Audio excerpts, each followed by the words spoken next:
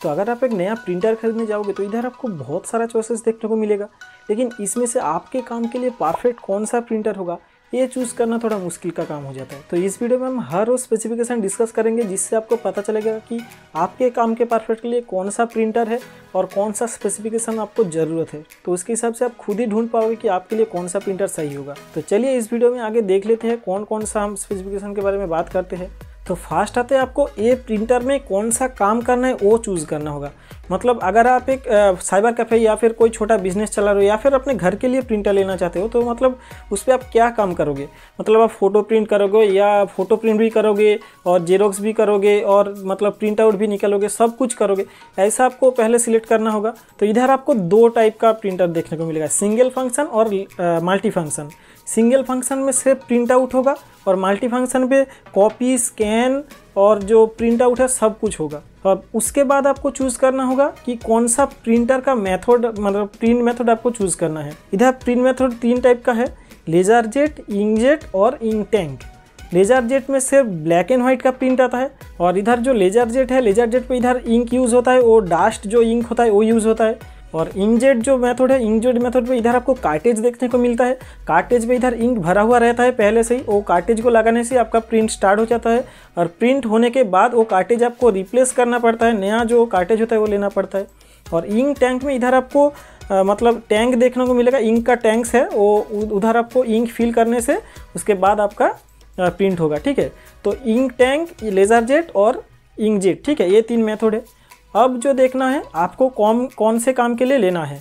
Laser jet आपको लेना है अगर आपने मतलब black and white he print करना है ओनली और फोटोकॉपी भी करना है, मतलब ऐसे कुछ अगर आपका काम है सिर्फ उस प्रिंटर पे तो आपको लेजर जेट की तरफ जाना चाहिए। अगर घर के लिए लेना है आपको, मतलब उतना ज़्यादा प्रिंट नहीं होगा आपका, महीने में 10 या 15 प्रिंट होगा, तो आप इंकजेट की तरफ जा सकते हैं। इंकजेट के इधर मतलब प्रिंट कॉस्ट बहुत ही ज़्यादा होता है, इसलिए लोग इंकजेट नहीं खरीदते हैं।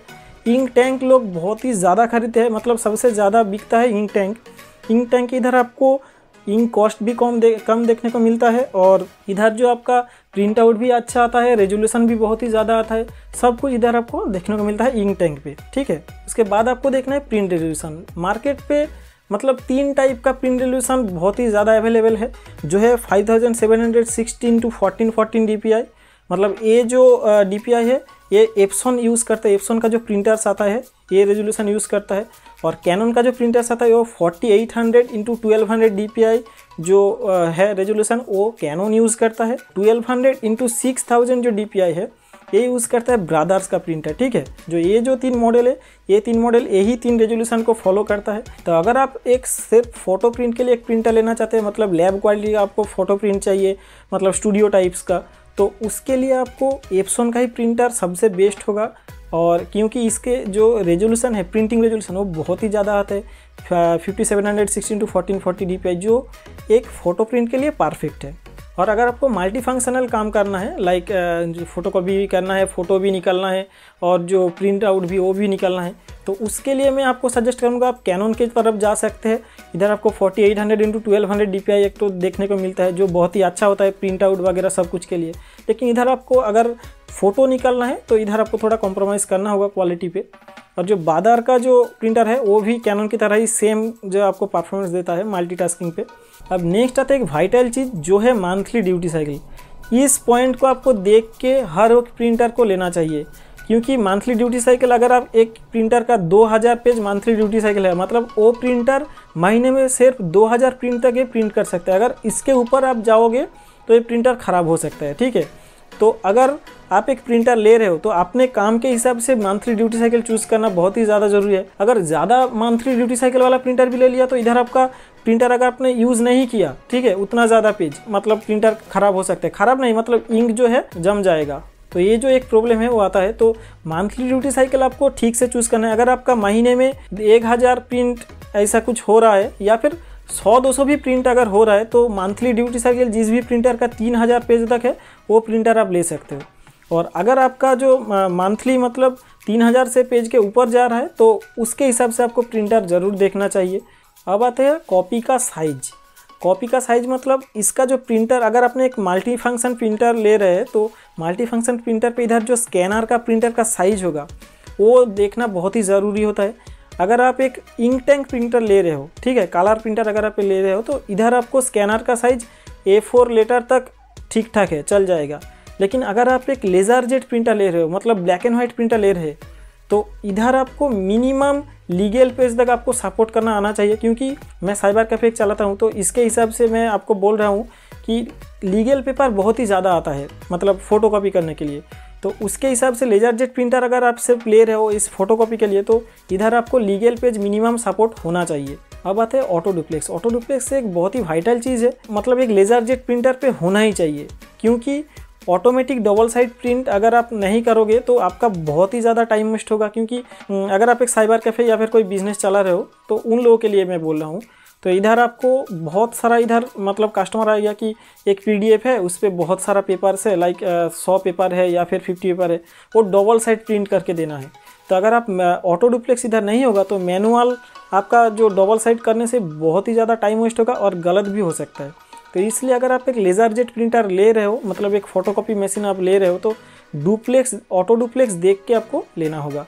और जो कलर जो प्रिंटर वगैरह है, इस पर आपको ऑटो डुप्लेक्स इतना ज़्यादा मतलब फ़ायदा नहीं देगा। तो मल्टीफंक्शनल प्रिंटर में ठीक है, मतलब ऑटो डुप्लेक्स है तो बहुत ही बढ़िया बात है, नहीं तो कोई प्रॉब्लम नहीं है। लेकिन लेज़र जेट प्रिंटर पे ये होना ही चाहिए। अब आते हैं बॉर्डरलेस प्रिंट। बॉर्डरलेस प्रिंट मतलब एक प्रिंट अगर आप करोगे, मतलब कोई फ़ोटो प्रिंट कर रहे हो, तो अगर बॉर्डरलेस प्रिंटिंग इनेबल होगा तो इधर आपको कोई बॉर्डर नहीं आएगा प्रिंट पे। मतलब जितना कागज़ आप दोगे प्रिंटर पे, पूरा पेज पे इधर आपको प्रिंट होके निकलेगा, कोई बॉर्डर साइड पे नहीं आएगा। लेकिन अगर आपका प्रिंटर पे बॉर्डरलेस प्रिंटिंग नहीं होगा, तो इधर आपका एक साइड एक मतलब छोटा सा एक बॉर्डर आएगा चारों साइड पे, ठीक है। तो ये एक वाइटल चीज़ है इन लोगों के लिए जो फोटो प्रिंट करते हैं। तो बॉर्डरलेस प्रिंटिंग होना चाहिए उस प्रिंटर पे जो आप स्टूडियो के लिए लेना चाहते हो। और जो नॉर्मल जो फोटो वगैरह प्रिंट करते हैं, मतलब मल्टीफंक्शन प्रिंटर पे, तो उस पर बॉर्डरलेस प्रिंटिंग ना होने से भी कोई फ़र्क नहीं पड़ता, उतना ज़्यादा प्रॉब्लम नहीं आता है, ठीक है। अब उसके बाद आते हैं डिस्प्ले। जो डिस्प्ले है, मतलब प्रिंटर पे एक डिस्प्ले होना ही चाहिए जो मल्टीफंक्शनल प्रिंटर है, मतलब जहाँ पे आप फोटो कॉपी भी कर सकते हो, प्रिंट भी कर सकते हो, और जो स्कैन भी है वो भी कर सकते हो। डिस्प्ले होना एक बहुत ही ज़रूरी है। जो मतलब अगर आप डिस्प्ले नहीं होगा तो इधर आपका बहुत ही प्रॉब्लम आएगा। कोई भी अगर एरर आ जाए तो आप लाइट जो ब्लिंक करेगा प्रिंटर पे, उसको आपको देख के समझना होगा कि कौन सा प्रॉब्लम आया है। लेकिन इधर आपका अगर डिस्प्ले होगा तो उधर आपको एक एरर कोड आ जाएगा, उस एरर कोड को सर्च करने से ही इधर आपको प्रॉब्लम मिल जाएगा और उसका सॉल्यूशन भी मिल जाएगा। और सर्विस सेंटर पे कॉल करने के मतलब बहुत टाइम वेस्ट हो जाएगा, ठीक है। और उसके बाद आते हैं जो पावर यूजेस है। एक प्रिंटर पे पावर यूजेस बहुत ही मतलब मायने रखता है। पावर यूजेस जितना कम होगा उतना ही बेटर है। तो अभी आप जो डिस्प्ले पे जो टेबल देख रहे हैं, तो इस टेबल के हिसाब से अगर आपका एक मतलब स्टूडियो पे आप एक फ़ोटो प्रिंट कर रहे हो, आपको ऐसा प्रिंटर लेना चाहिए कि 3 रुपये से ज़्यादा इंक कॉस्ट ना आए। एक 4-6 जो फ़ोटो है उसके हिसाब से मतलब 3 रुपये से ज़्यादा ना आए। तो 3 रुपये से ज़्यादा अगर आपका इंक कॉस्ट हो रहा है तो आपका लॉस होगा, ठीक है। और अगर आप एक मल्टी फंक्शन प्रिंटर ले रहे हो तो उस पर अगर आप कोई मतलब नॉर्मल सा कोई फ़ोटो प्रिंट कर रहे हो, तो उसके हिसाब से आपको 2 रुपये से कम जो प्रिंटर है, मतलब 2 रुपये इंक कॉस्ट जो है उससे कम होना चाहिए, उससे ज़्यादा नहीं होना चाहिए। तो इंक कॉस्ट आप कैसे निकालोगे? जो पेज यील्ड होता है, मतलब एक प्रिंटर पे अगर कोई पेज यील्ड लिखा हुआ है प्रिंटर के स्पेसिफिकेशन पे, उस पेज यील्ड को मतलब टोटल जो इंक का जो कॉस्ट आ रहा है, मतलब जो एक प्रिंटर पे अगर 4 जो इंक है वो है, उस 4 इंक का जो बॉटल का प्राइस है सबको जोड़ के उसको डिवाइड करना है जो पेज यील्ड है इससे, तो उसको आपको इंक कॉस्ट देखने को मिल जाएगा। तो इंक कॉस्ट इधर आपको देख के करना है, इसके हिसाब से आपको प्रिंटर लेना है, नहीं तो आपको खर्चा बहुत ज़्यादा आ जाएगा। तो ये तो हो गया हमारा सभी पॉइंट। ये सभी पॉइंट का जो टोटल एक टेबल है, ये टोटल टेबल अभी स्क्रीन पर भी देख पा रहे हो। अगर आप नहीं समझ पा रहे हैं तो इसका आप स्क्रीनशॉट भी ले सकते हो, नहीं तो इसका एक ओरिजिनल फाइल का लिंक मैं डिस्क्रिप्शन पे दे रहा हूँ, आप इसको डाउनलोड करके अच्छे से देख सकते हो। इसके हिसाब से आप एक प्रिंटर ले सकते हो।